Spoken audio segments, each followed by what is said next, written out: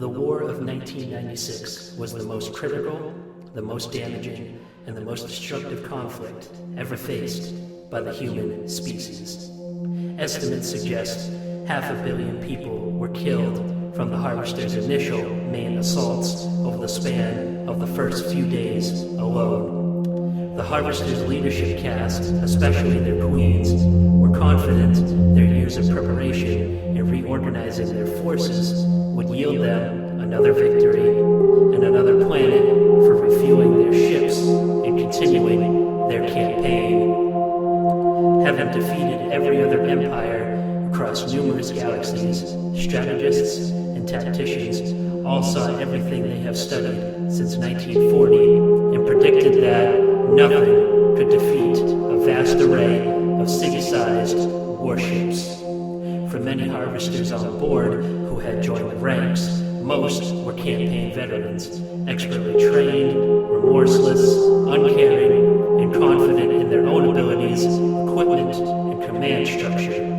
They regarded themselves as an elite military force, incapable of defeat by any army pitted against it. In the following weeks, however, millions, if not billions, would perish in an instant.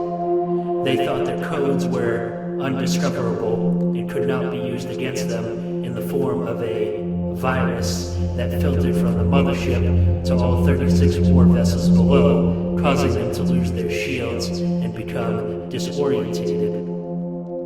As the final battle got underway, the Harvesters themselves were in complete shock to see many of their superior spacecraft get obliterated by a reinvigorated, a redetermined, and refocused human counterattack.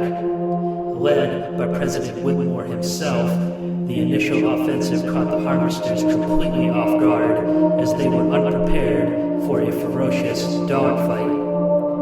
In all 36 war vessels, the commanders desperately tried to regain the initiative and swing the momentum back on their side, until finally their main weapon was brought to bear yet again, but this time on Area 51. Russell Case discovered their weakness by flying his craft straight into their weapon with a malfunctioning missile that caused a huge explosion and destroyed the entire ship. In the coming weeks, the Harvester forces would be gravely weakened. 35 vessels and the mothership were all destroyed, never to be rebuilt. Their offensive capabilities were strangled.